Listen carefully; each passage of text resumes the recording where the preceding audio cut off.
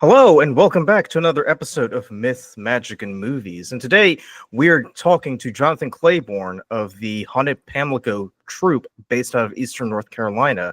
And we're going to get to learn a few things about what they do, how they keep the Halloween spirit alive throughout the entire year. Not that we're, not trying it on our end. And we're going to get to learn a little bit more about what makes them so special. But before we dive in, remember to like, comment, subscribe. And as always, thanks for tuning in. And let's dive in. Jonathan, how are you doing on this fine Sunday afternoon, a few hours before the big kickoff for the Super Bowl? Oh, I'm fine. Thank you.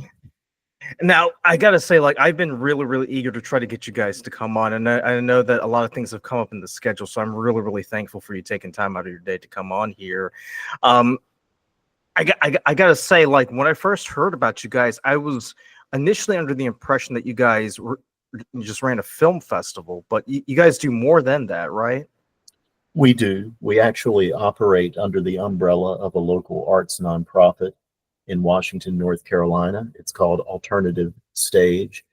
And between the two wings of the group, Alternative Stage is more concerned with traditional theater, original art of all kinds, but between those two, we do a lot of different functions. We help teach the acting portion, the film portion of an acting class in continuing education at a local community college. We do karaoke nights at the Turnage Theater on Main Street. We do photo shoots. We go out and collect folklore, ghost stories. We have many different functions. So there's a great deal more that keeps us busy throughout the year besides our Carnival of Darkness Film Festival. I was gonna say, because I did an interview with Eric Barkley last year, and I do want to thank you guys for recommending him as a guest on the show. And he was telling me about how he worked with you guys on producing on working on a film production, as well as kind of bringing the lore of Eastern North Carolina to the audiences. Did you guys help him out with that, or did you guys kind of help direct him along the way, show him where he needs to go and how to do this and that? Well, Eric came to us with his idea and his script fully formed. Okay. So our role was to co-produce his film, which is still in production. It's been more than a year now, but it's a very complicated, multifaceted film that has required us to go to a lot of different locations in several counties. We're almost finished with that. Mm-hmm. But he was aware of the story behind his film already. But what we were able to do for him was help with casting, help with locations, equipment, all the things he needed to make the film work. Gotcha. So you help facilitate the production of it, right? Yes. So I do want to start off from the very beginning, because you said that you guys do do a lot of things besides just focusing on the horror aspect, and helping co-produce films. How exactly did Haunted Pamlico come about? Where did it come from? What kind of inspired you to decide this is something that we need to do here? Well, the roots of the organization go back 30 years and more in community theater in the Washington area. A lot of us who were involved in the group met and worked together in the Washington Community Theater Association back then. Mm-hmm. And then we transitioned into helping with Monsters on Main, which is a local monster theater event that takes place around Halloween for families and children primarily. And that was the genesis of Haunted Pamlico, because we got so depressed after Halloween every year that we wanted to do something to keep the fun going in a minor way. Mm-hmm. And that's how it began more than 10 years ago. And we thought about what we could do to, as we say, keep the Halloween spirit alive. And it turned out we could do a lot of things. We could make short films, horror films, ghost stories. We could collect folklore.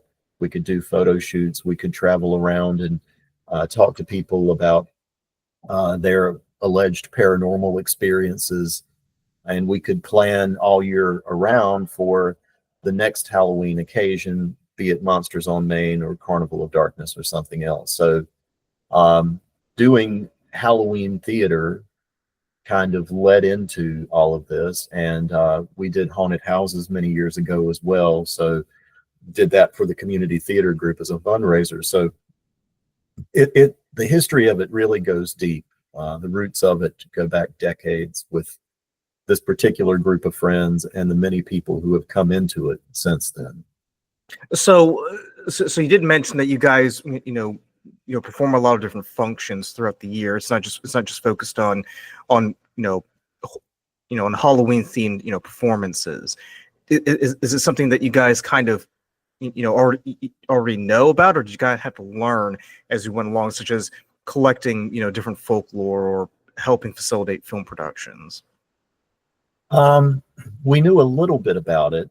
I had formal training in the arts in high school and college. I studied advanced acting, journalism, film appreciation, playwriting, various things. And a lot of other people in our group have similar backgrounds. Some of them studied graphic design or photography, and all of our talents kind of meshed together. And I think what we needed more than anything, though, was the audacity to do this in a rural community where we weren't sure people would accept it, but I knew they would. I knew there was enough open-mindedness here that wouldn't be a problem. And I saw the huge crowds that came to Monsters on Main or came to our haunted houses.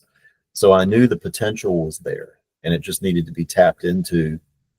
And Halloween, of course, is a year-round phenomenon in a lot of ways for people now, partly because of social media and giving people a place to go with that interest 365 days a year. So I hope that answers your question. I think it comes close anyway.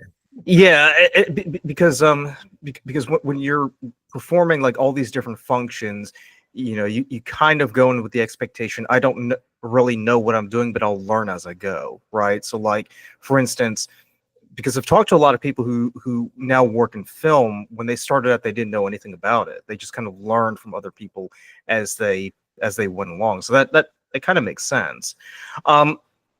So the thing that really strikes me is the fact that you guys are functioning in a part of Eastern North Carolina that people don't really pay too much attention to, right? Because usually when people think of Eastern North Carolina, they're thinking of Wilmington, like that's like the big film center of of the Carolinas. It's kind of has that LA Atlanta vibe going on.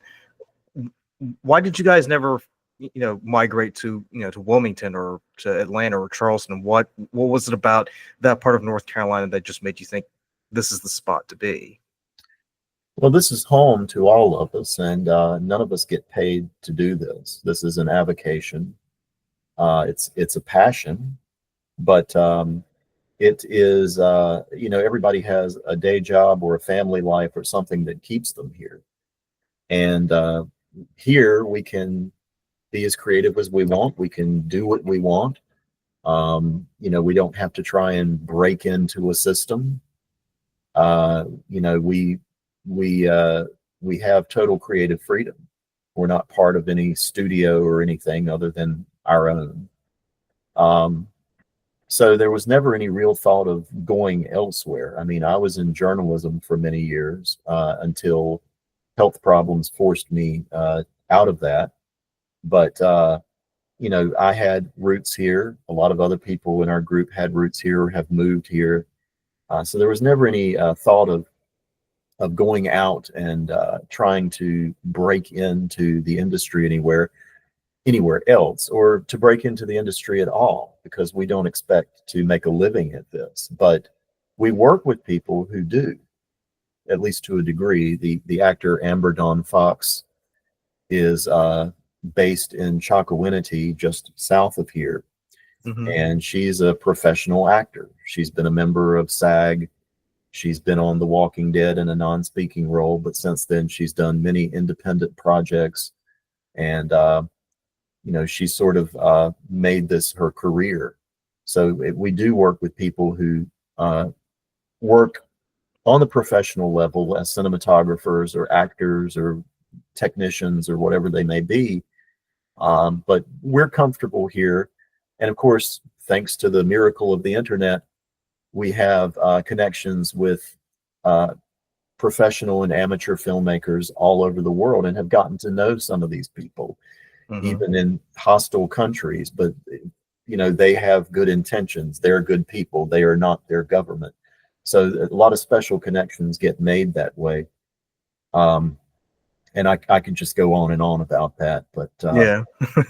you know, this is a good place to make films or do whatever we want to do. Washington, North Carolina is a very creative, artistic community, very accepting in a lot of ways. It's a former port town, so it's used to having a lot of folks coming in from the outside and being various cultural influences.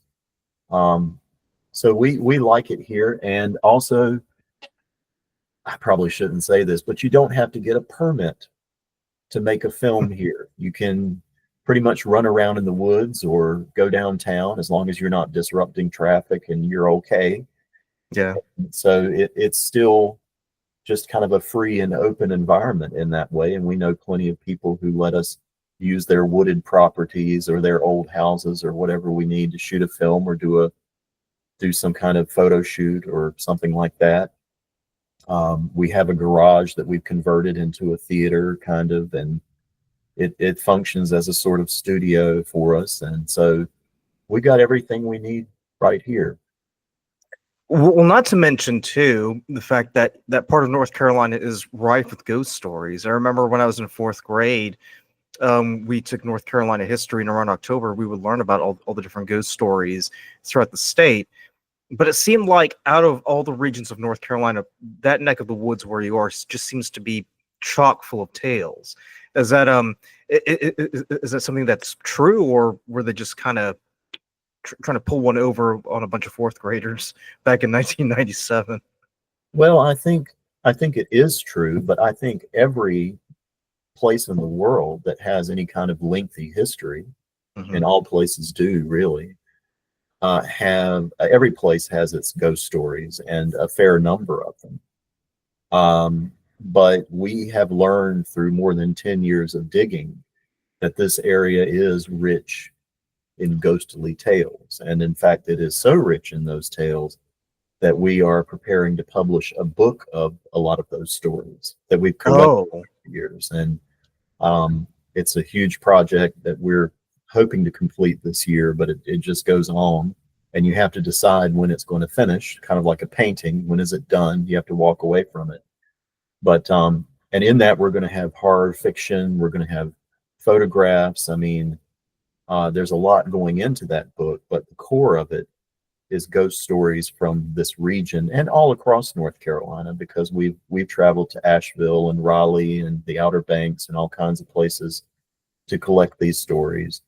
You know, in whatever spare time we have, which isn't much, but so yeah, I think Eastern North Carolina has its fair share of ghost stories and what we call haunting history as well. So I have to ask: are you guys going to include anything about the Lost Colony in that book? Yes. Okay. We've done a little reading on that. I won't call it research because we don't do original research. Well, we do, but not on that subject. We depend on the experts for that. But we've done quite a bit of reading about it. We've been to Fort Raleigh. We've been to a site that I can't remember, forgive me, if it was in Bertie County or where it was, but it may have been where some of the original lost colonists relocated. And there have been archaeological digs there that have turned up certain artifacts that indicate these people might have ended up there, some of them. And we visited. Yeah. So, yeah, it's very intriguing. And we had a post on that on Facebook that kind of went semi-viral because there is so much interest in it. So, yeah. Yeah, and that was the one legend that really intrigued me because obviously, obviously when they came back to Roanoke after I think a few years, they didn't find anybody there except for that one ward Croatan, right? But you have no idea if Croatan is supposed to be like a marker of where they went, or that they're just letting them know, hey, these are the people who killed us or wiped us out. It's just one of those intriguing stories. So so another thing that you mentioned too, since we're talking about ghostly legends, is the fact that you guys collect folklore. So there's a bit of an anthropological bent to it. What prompted you guys to decide, we need to start collecting these stories? Because there's a bit of a Grimm's Brothers kind of element to what you guys are doing, which I really, really admire. Thank you. Well, let me preface this by saying that we have believers and non-believers in our group. We have skeptics and we have people who actually feel they commune with the dead. So I mean, that's a healthy mixture, though. Yes, I mean, you definitely need that. I mean, we have people of all sorts of religions and political inclinations and everything working together, and that's one thing we're really proud of, is that we have a big tent philosophy. We don't tolerate intolerance or rudeness, but we just have, a wide array of people participating in what we do. And I mention that because I think it works in our favor to have people who believe in ghosts and those who don't working together, for a number of reasons. One of the reasons is that we figured out early on that ghostly tales were intricately interwoven with the actual history of this region, and that by learning about one, you can learn something about the other most of the time. Mm-hmm. And I don't know why that was such a big revelation, but it was, and it sort of helped determine our mission and crystallize what we wanted to do. So we try to intermingle the two whenever we can. Like if we talk about the commercial buildings downtown in Washington that used to be funeral parlors, we talk a little bit about the history of those buildings too, the commercial history of them, and how they were related to the people who worked there, who shopped there, what people might remember those spaces for. And that just provides a whole other level of authenticity and connection. And we did a whole series of short films and photographs and stories on those buildings down there, and the ghost stories connected to them, but also who used to own them or what function they used to serve. And that connects with a lot more people than just saying, oh, here's another spooky story for you. Not that there's anything, wrong with that approach, but we just want to have a more multi-layered approach to it than just trying to freak people out. Just have it rooted in reality. Just let people know, hey, this actually had a function. It wasn't just there for the sake of being scary, right? Yes. Yeah. And you learn so much about a place and its people and its past. And not all of it is about ghost stories either. I mean, back in the spring of last year, on our way to Asheville, we stopped in Raleigh and visited a cemetery where there are the remains of freedmen and former slaves. And that ended up being very important to us because you don't find cemeteries for slaves in our area at all, really. It's a very rare thing because really, yeah, those places were not marked. They were not documented most of the time. The slaves were not buried with the families of the plantation owners. You don't know where they are in most cases. So it's very rare to find a place like that where people are actually memorialized in a way. So just things like that, that you find along the way that end up informing you on a deeper level. And it becomes more about the history. And of course, that cemetery has nothing to do with folklore or ghost stories. But in our pursuit of folklore, ghost stories, we stumbled upon this, and it just ended up being a very profound experience. So I mean, but that's the thing, because when people think of folklore, they usually divorce it from, from history or humanity. I mean, and we tend to forget, folklore, is very much impregnated with the human experience, right? I mean, these stories aren't just coming out of a vacuum, but they're very much coming from a place of, of longing for self, of longing for community, and creating these stories kind of helps bring everybody together, as a result. What what I would be interested to ask is, when you collect these stories, are you talking to individuals, or are you just going out to these places and learning about the stories, or are you collaborating with other people and making films or plays about them? Or is it a combination of all of them? What is that process like? All of the above. Um, we talk to people, people who own these family cemeteries, for example, or people who own a property where there's a ghost story that has arisen or been attached to that property.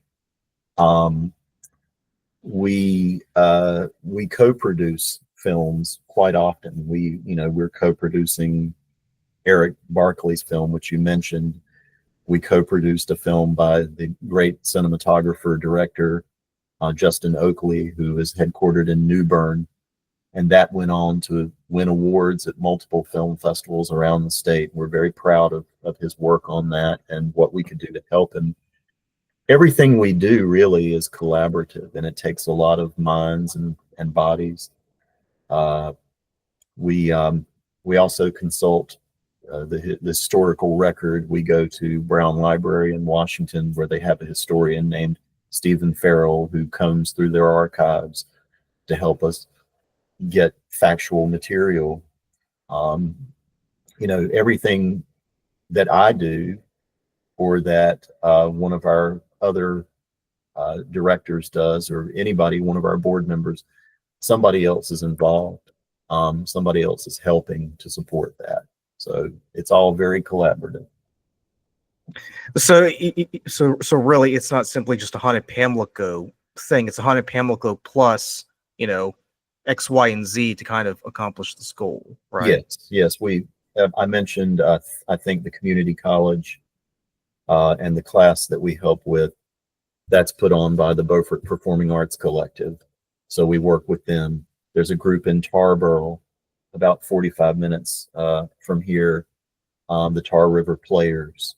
We work with them on programs. We have people in Greenville, New Bern, Williamston, whom we work with. So it's a big family that just keeps growing, and we are delighted about that, because in the beginning it was just a handful of people doing everything, and it got to be too much early on. So I'm glad that so many people believe in what we do and want to support it. I'm particularly grateful to our board of Alternative Stage, which is about a dozen people who really keep us going and do all the logistical things, the IRS filings, because we are a 501c3 nonprofit, part of one.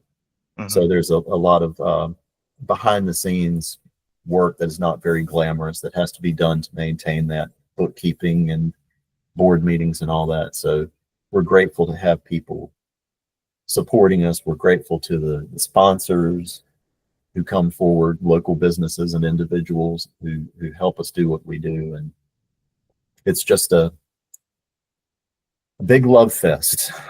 Right.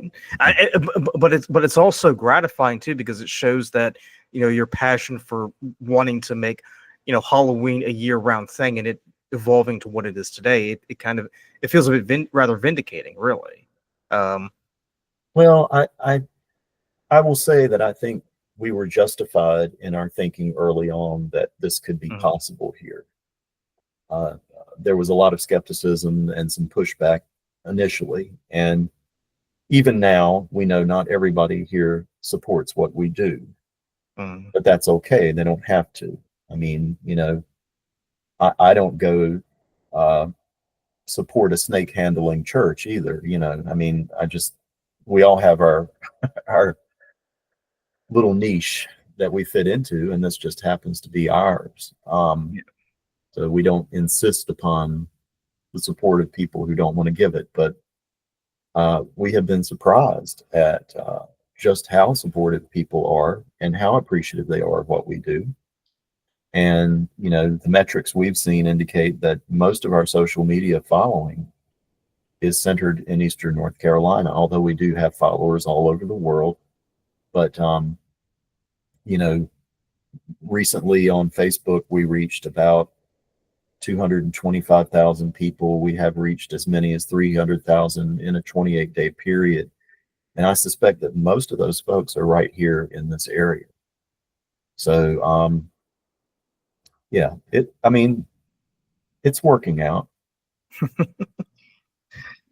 So Jonathan, I do want to be respectful of your time, just because I know, just because you're taking time every day to be on the show. But as we're wrapping up, I do want to just dive into a little bit of your favorite horror movie or favorite horror genre, if I may. Haunted Pamlico is basically coming with the philosophy Halloween is a state of mind, and Halloween is a 365-day thing, not just something that happens every October 31st. Is there a particular genre or subgenre of horror that you kind of gravitate towards that you want to tell us about?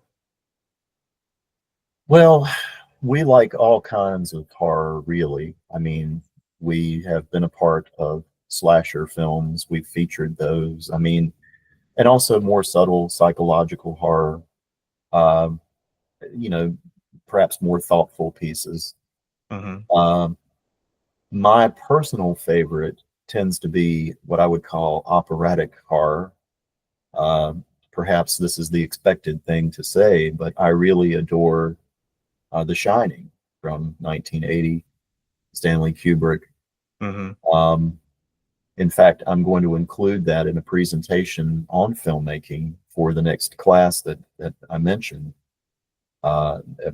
Take a couple of shots from that and talk about how they were probably composed, because that is such a visual feast, that film. So I tend to like that kind of horror movie, and things that are just a little more intricate, perhaps, in terms of the motivations of the characters and the depth of the characters, and we have tried to make that sort of film. Of course, we've also made ridiculous grindhouse stuff too, where they're kind of bordering on splatter films in a way. That just is blood everywhere. Right. So we do that kind of thing as well. We know that a lot of people like that. But personally, I tend to move more toward classic horror, whether it's Val Lewton's stuff or something with Vincent Price, or I like a lot of that kind of stuff. And I like some of the cheesier horror films too. I never laughed harder than when I saw Vincent Price in The Tingler. They got to the point where, and I know this was that Bill Castle style. I can't remember if Bill Castle produced that one or not. He probably did. But that Bill Castle style of thing where, they start saying, oh, if you feel something behind your seat or whatever it is, they're appealing to the audience. And then the Tingler comes up on the screen. And in fact, sidebar, back in 2010, before Haunted Pamlico existed, we did a theater, a screening night at the Turnage Theater. And one of the films we showed was House on Haunted Hill. And we had live sound effects to accompany that. We had a break box concealed. We had plants in the audience who would get up and run out screaming at certain points. We were paying homage to Bill Castle with that. And we got a big hand when we brought out our own Emergo skeleton, just as Bill Castle did, except it was me with a black bodysuit, putting the skeleton out from behind a curtain in one of the opera boxes. And people applauded that. And they knew what that was alluding to. So I like that kind of stuff. A little bit cheesy, maybe. But yeah, that's more my bag. Yeah, and I was gonna say what I love about Vincent Price is the fact that he plays it straight, but but there's like a little bit of a twinkle of in his eye where he knows that he's in on the joke, but he's gonna play it for all the people out there so they know that's it's very serious. Um, but Jonathan, I can't thank you enough for taking time out of your day to be on the show. I'd love to have you back on. You're welcome back anytime. Like I said, we do a lot of episodes on myth, magic, and movies where we're looking at movies and TV shows through a gothic lens. If people want to learn more about you or your work, where can they go? Well, we have a website, hauntedpamlico.com. We are on Facebook, Vimeo, Instagram, YouTube, and for now, TikTok, as long as it survives. So we're pretty easy to find. And thank you for hosting us. And we welcome the opportunity to talk about what we do. Excellent. Well, I just want to thank you for taking the time to be on the show. And I just want to thank everybody for taking time to watch this episode of Myth, Magic, and Movies. If you're digging what we do, remember to hit the like button and even subscribe. We always put out new content every month, and we're always looking for more believers. But with that, we wish you good night.